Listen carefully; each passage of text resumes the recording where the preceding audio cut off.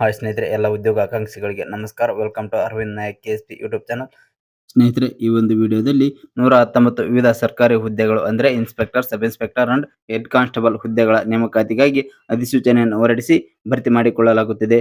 ಸ್ನೇಹಿತರೆ, ಈ ಒಂದು ಹುದ್ದೆಗಳನ್ನು ಯಾವ ಇಲಾಖೆಯಲ್ಲಿ ಕಾಲ್ಫರ್ ಮಾಡಲಾಗಿದೆ ಮತ್ತು ಈ ಹುದ್ದೆಗೆ ಅರ್ಜಿ ಸಲ್ಲಿಸಲು ವೇತನ, ವಯೋಮಿತಿ ಹಾಗೂ ವಿದ್ಯಾರ್ಹತೆ ಹಾಗೂ ಅರ್ಜಿ ಸಲ್ಲಿಸಬೇಕಾದ ವೆಬ್ಸೈಟ್ ಮತ್ತು ಲಿಂಕ್ಗಳು ಇತ್ಯಾದಿ ಸಂಪೂರ್ಣ ಮಾಹಿತಿಯನ್ನು ಈ ವಿಡಿಯೋದಲ್ಲಿ ತಿಳಿಸಿಕೊಡುತ್ತೇನೆ. ವಿಡಿಯೋ ಸ್ಕಿಪ್ ಮಾಡಿದ ಪೂರ್ತಿ ನೋಡಿ ಹಾಗೂ ನಿಮ್ಮ ಸ್ನೇಹಿತರಿಗೂ ಕೂಡ ಶೇರ್ ಮಾಡಿ ಮತ್ತು ಇದೇ ರೀತಿಯಾದಂತಹ ಜಾಬ್ ಇನ್ಫಾರ್ಮೇಶನ್ ವಿಡಿಯೋಗಳಿಗಾಗಿ ನಮ್ಮ ಚಾನಲ್ ಸಬ್ಸ್ಕ್ರೈಬ್ ಮಾಡಿಕೊಂಡು ಬೆಲ್ ಐಕಾನ್ ಬಟನ್ ಒತ್ತಿ. ಓಕೆ ಸ್ನೇಹಿತರೆ, ಮೊದಲನೆಯದಾಗಿ ನೋಡುವುದಾದ್ರೆ ಈ ಹುದ್ದೆಗಳನ್ನ ನೇಮಕಾತಿ ಮಾಡಿಕೊಳ್ಳುತ್ತಿರುವ ಇಲಾಖೆಯ ಹೆಸರನ್ನು ನೋಡುವುದಾದ್ರೆ NIA. ಇದರ ವಿಸ್ತೃತ ರೂಪ ನ್ಯಾಷನಲ್ ಇನ್ವೆಸ್ಟಿಗೇಷನ್ ಏಜೆನ್ಸಿ, ಕನ್ನಡದಲ್ಲಿ ರಾಷ್ಟ್ರೀಯ ತನಿಖಾ ಏಜೆನ್ಸಿ ಅಂತೇಳಿ. ಸ್ನೇಹಿತರೆ, ಇದರ ಒಂದು ಹುದ್ದೆಗಳ ಹೆಸರು ನೋಡುವುದಾದ್ರೆ ವಿವಿಧ ರೀತಿಯ ಹುದ್ದೆಗಳಿವೆ. ಅದರಲ್ಲಿ ಇನ್ಸ್ಪೆಕ್ಟರ್, ಸಬ್ ಇನ್ಸ್ಪೆಕ್ಟರ್, ಸಹಾಯಕ ಇನ್ಸ್ಪೆಕ್ಟರ್ ಮತ್ತು ಹೆಡ್ ಕಾನ್ಸ್ಟೇಬಲ್ ಹುದ್ದೆಗಳನ್ನು ಭರ್ತಿ ಮಾಡಿಕೊಳ್ಳಲಾಗುತ್ತಿದೆ. ಒಟ್ಟು ಎಷ್ಟು ಹುದ್ದೆಗಳು ಅಂದರೆ 119 ಹುದ್ದೆಗಳನ್ನು ಭರ್ತಿ ಮಾಡಿಕೊಳ್ಳಲಾಗುತ್ತಿದೆ. ಹಾಗೆ ಸ್ನೇಹಿತರೆ, ಈ ಒಂದು ಹುದ್ದೆಗೆ ಅರ್ಜಿ ಸಲ್ಲಿಸುವ ವಿಧಾನ ಯಾವ ರೀತಿ ಅಂತೇಳಿ ನೋಡುವುದಾದ್ರೆ ಆಫ್ಲೈನ್ ಮುಖಾಂತರ ಅರ್ಜಿ ಸಲ್ಲಿಸಬೇಕು. ಹಾಗೆ ಈ ಹುದ್ದೆಗೆ ಆಫ್ಲೈನ್ ಮುಖಾಂತರ ಅರ್ಜಿ ಸಲ್ಲಿಸಬೇಕಾದ ವಿಳಾಸವನ್ನು ಮುಂದೆ ತಿಳಿಸಿಕೊಡುತ್ತೇನೆ. ವಿಡಿಯೋ ಸ್ಕಿಪ್ ಮಾಡದೆ ಪೂರ್ತಿ ನೋಡಿ. ಓಕೆ ಸ್ನೇಹಿತರೆ, ಈಗ ನೀವು ಸ್ಕ್ರೀನ್ ನಲ್ಲಿ ನೋಡ್ತಾ ಇರತಕ್ಕಂಥ ಈ ಒಂದು PDF ಏನಿದೆ, ಇದು ಇಲಾಖೆಯು ಈ ಹುದ್ದೆಗಳ ಭರ್ತಿಗೆ ಸಂಬಂಧಪಟ್ಟಂತೆ ಹೊರಡಿಸಿದಂತಹ ಅಧಿಸೂಚನೆಯಿಂದ PDF ಆಗಿದೆ. ಇದು ಯಾವುದೇ ರೀತಿಯಾದಂತಹ ಒಂದು ಫೇಕ್ ನ್ಯೂಸ್ ಆಗಿರುವುದಿಲ್ಲ ಅಂತ ಹೇಳಲಿಕ್ಕೋಸ್ಕರ ಈ ಒಂದು PDF ಅನ್ನು ಇಲ್ಲಿ ನಿಮಗೆ ತೋರಿಸ್ತಾ ಇದ್ದೇನೆ. ಇದರಲ್ಲಿ ಸಂಪೂರ್ಣವಾಗಿ ಇಂಗ್ಲಿಷ್ ನಲ್ಲಿ ಕೊಟ್ಟಿದ್ದಾರೆ. ಸೊ ಈ ಹುದ್ದೆಗೆ ಸಂಬಂಧಪಟ್ಟಂತೆ ಕನ್ನಡದಲ್ಲಿ ಸಂಪೂರ್ಣವಾಗಿ ತಿಳಿಸಿಕೊಡುತ್ತೇನೆ. ಓಕೆ, ನೆಕ್ಸ್ಟ್ ಹುದ್ದೆಗಳ ವಿವರ ನೋಡೋಣ. ಸ್ನೇಹಿತರೆ, ಈ ಒಂದು 119 ಹುದ್ದೆಗಳಲ್ಲಿ ಇನ್ಸ್ಪೆಕ್ಟರ್ ಹುದ್ದೆಗಳು 43 ಹುದ್ದೆಗಳಿವೆ, ಸಬ್ ಇನ್ಸ್ಪೆಕ್ಟರ್ 51 ಹುದ್ದೆಗಳಿವೆ, ಸಹಾಯಕ ಸಬ್ ಇನ್ಸ್ಪೆಕ್ಟರ್ 13 ಹುದ್ದೆಗಳಿವೆ, ಹೆಡ್ ಕಾನ್ಸ್ಟೇಬಲ್ 12 ಹುದ್ದೆಗಳಿವೆ. ಈ ಎಲ್ಲಾ ಹುದ್ದೆಗಳನ್ನು ಒಟ್ಟಾಗಿ ಸೇರಿಸಿ 119 ಹುದ್ದೆಗಳನ್ನ ನೇಮಕಾತಿ ಮಾಡಿಕೊಳ್ಳಲಾಗುತ್ತಿದೆ. ಓಕೆ ಸ್ನೇಹಿತರೆ, ನೆಕ್ಸ್ಟ್ ಈ ಹುದ್ದೆಗೆ ಅರ್ಜಿ ಸಲ್ಲಿಸಲು ವಿದ್ಯಾರ್ಹತೆ, ಎಜುಕೇಶನಲ್ ಕ್ವಾಲಿಫಿಕೇಶನ್ ಏನಾಗಿರಬೇಕು ಅಂತೇಳಿ ನೋಡುವುದಾದ್ರೆ ಸ್ನೇಹಿತರೆ, ಹೆಡ್ ಕಾನ್ಸ್ಟೇಬಲ್ ಹುದ್ದೆಗೆ ಅರ್ಜಿ ಸಲ್ಲಿಸಲು ದ್ವಿತೀಯ PUC ಯನ್ನು ಕಂಪಲ್ಸರಿಯಾಗಿ ಪಾಸ್ ಆಗಿರಬೇಕು. ಹಾಗೂ ಸಬ್ ಇನ್ಸ್ಪೆಕ್ಟರ್, ಇನ್ಸ್ಪೆಕ್ಟರ್ ಹುದ್ದೆಗಳಿಗೆ ಅರ್ಜಿ ಸಲ್ಲಿಸುವ ಅಭ್ಯರ್ಥಿಗಳಿಗೆ ಕಂಪಲ್ಸರಿಯಾಗಿ ಡಿಗ್ರಿ ಕಂಪ್ಲೀಟ್ ಆಗಿರಬೇಕು. ಈ ಒಂದು ವಿದ್ಯಾರ್ಹತೆಯನ್ನು ಮುಗಿಸಿರುವಂತಹ ಅಭ್ಯರ್ಥಿಗಳು ಈ ಹುದ್ದೆಗಳಿಗೆ ಅರ್ಜಿ ಸಲ್ಲಿಸಬಹುದು.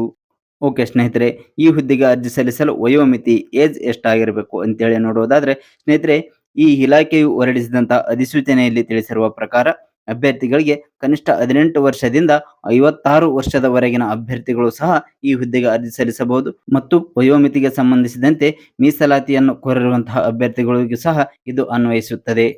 ಓಕೆ ಸ್ನೇಹಿತರೆ, ಮುಂದಿನ ಒಂದು ಇಂಪಾರ್ಟೆಂಟ್ ಮಾಹಿತಿಯನ್ನು ನೋಡುವುದಾದ್ರೆ ವೇತನ ಶ್ರೇಣಿ, ಸ್ಯಾಲರಿ ಸ್ಕೇಲ್ ಅನ್ನು ನೋಡುವುದಾದ್ರೆ ಸ್ನೇಹಿತರೆ, ಈ ಹುದ್ದೆಗೆ ಅಂತಿಮವಾಗಿ ಆಯ್ಕೆಯಾದಂತಹ ಅಭ್ಯರ್ಥಿಗಳಿಗೆ ಮಾಸಿಕ ವೇತನವನ್ನು ನೀಡಲಾಗುತ್ತದೆ. ಅದು ಎಷ್ಟಿದೆ ಅಂತೇಳಿ ನೋಡೋಣ.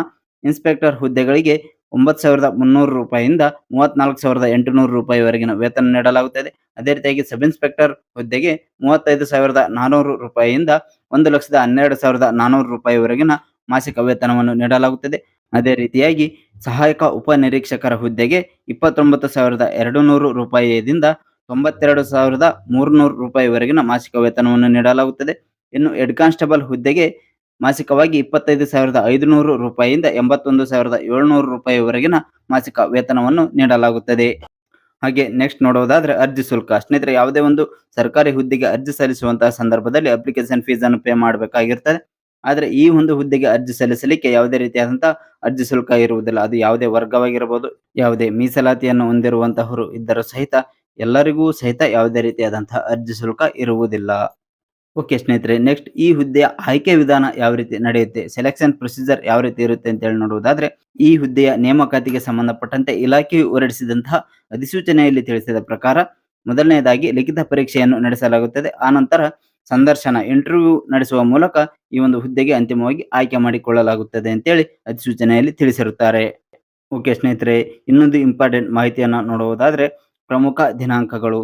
ಸ್ನೇಹಿತರೆ, ಈ ಹುದ್ದೆಗೆ ಅರ್ಜಿ ಸಲ್ಲಿಸಲು ಪ್ರಾರಂಭ ದಿನಾಂಕವನ್ನು ನೋಡುವುದಾದ್ರೆ ಡಿಸೆಂಬರ್ 22, 2023ರಂದು ಅರ್ಜಿ ಸಲ್ಲಿಕೆ ಪ್ರಕ್ರಿಯೆ ಆರಂಭವಾಗಿದೆ. ಆದರೆ ಕೊನೆಯ ದಿನಾಂಕವನ್ನು ನೋಡುವುದಾದ್ರೆ ಅರ್ಜಿ ಸಲ್ಲಿಸಲು ಕೊನೆಯ ದಿನಾಂಕ ಫೆಬ್ರವರಿ 20, 2024ರಂದು ಕೊನೆಯ ದಿನಾಂಕವಾಗಿರುತ್ತದೆ. ಈ ಒಂದು ಫೆಬ್ರವರಿ 20ರ ಒಳಗಾಗಿ ಆಸಕ್ತರು ಅರ್ಜಿ ಸಲ್ಲಿಸಬಹುದು. ಓಕೆ ಸ್ನೇಹಿತರೆ, ನೆಕ್ಸ್ಟ್ ಒಂದು ಮಾಹಿತಿ ನೋಡುವುದಾದ್ರೆ ಪ್ರಮುಖ ಲಿಂಕ್ಗಳು. ಅಂದ್ರೆ ಸ್ನೇಹಿತರೆ, ಈ ಹುದ್ದೆಯ ನೇಮಕಾತಿಗೆ ಸಂಬಂಧಪಟ್ಟಂತೆ ಇಲಾಖೆಯು ಹೊರಡಿಸಿದಂತಹ ನೋಟಿಫಿಕೇಶನ್ PDF ಲಿಂಕ್ ಮತ್ತು ಅಪ್ಲಿಕೇಶನ್ ಫಾರ್ಮ್ ಲಿಂಕ್ ಅನ್ನ ಈ ವಿಡಿಯೋದ ಡಿಸ್ಕ್ರಿಪ್ಷನ್ ನಲ್ಲಿ ಕೊಟ್ಟಿರ್ತೇನೆ. ಅವಶ್ಯಕತೆ ಇರುವವರು ಈ ಒಂದು ಅಧಿಸೂಚನೆಯ PDF ಅನ್ನು ಸಂಪೂರ್ಣವಾಗಿ ಓದಿಕೊಂಡು ನಂತರ ಅರ್ಜಿ ಸಲ್ಲಿಸಿ ಮತ್ತು ಅಪ್ಲಿಕೇಶನ್ ಫಾರ್ಮ್ ಕೂಡ ಆ ಒಂದು PDF ಇರುತ್ತದೆ. ಅದನ್ನು ಪ್ರಿಂಟ್ ತೆಗೆದುಕೊಂಡು ತಮ್ಮ ಸಂಪೂರ್ಣ ದಾಖಲಾತಿಗಳನ್ನು ನಮೂದಿಸಿ ನೋಟಿಫಿಕೇಶನ್ PDF ಈ ಒಂದು ಅಪ್ಲಿಕೇಶನ್ ಫಾರ್ಮ್ ಅನ್ನು ಕಳುಹಿಸಬೇಕಾದ ಒಂದು ವಿಳಾಸವನ್ನು ಕೊಟ್ಟಿರ್ತಾರೆ. ಆ ಒಂದು ವಿಳಾಸಕ್ಕೆ ತಾವು ಪೋಸ್ಟ್ ಮುಖಾಂತರ ಅಂದರೆ ಆಫ್ಲೈನ್ ಮುಖಾಂತರ ಅರ್ಜಿ ಸಲ್ಲಿಸಬಹುದು. ಓಕೆ ಸ್ನೇಹಿತರೆ, ನಾನು ನೀಡಿದ ಮಾಹಿತಿ ತಮಗೆ ಇಷ್ಟವಾಗದೇ ಇದ್ದರೆ ನೋಟಿಫಿಕೇಶನ್ ಸಂಪೂರ್ಣವಾಗಿ ಓದಿಕೊಂಡು ನಂತರ ಅರ್ಜಿ ಸಲ್ಲಿಸಿ. ಹಾಗೆ ನಾನು ನೀಡಿದ ಮಾಹಿತಿ ತಮಗೆ ಇಷ್ಟವಾಗಿದ್ದರೆ ಈ ವಿಡಿಯೋಗೆ ತಪ್ಪದೆ ಒಂದು ಲೈಕ್ ಕೊಡಿ ಹಾಗೂ ನಿಮ್ಮ ಸ್ನೇಹಿತರಿಗೂ ಕೂಡ ಶೇರ್ ಮಾಡಿ. ಇದೇ ರೀತಿಯಾದಂತಹ ಇನ್ನೂ ಹೆಚ್ಚು ಜಾಬ್ ಇನ್ಫಾರ್ಮೇಷನ್ ವಿಡಿಯೋಗಳಿಗಾಗಿ ನಮ್ಮ ಚಾನಲ್ ಸಬ್ಸ್ಕ್ರೈಬ್ ಮಾಡಿಕೊಂಡು ಬೆಲ್ ಐಕಾನ್ ಬಟನ್ ಒತ್ತಿ ಅಂತ ಹೇಳ್ತಾ ಈ ವಿಡಿಯೋವನ್ನು ಇಲ್ಲಿಗೆ ಮುಗಿಸ್ತಾ ಇದ್ದೀನಿ. ಧನ್ಯವಾದಗಳು.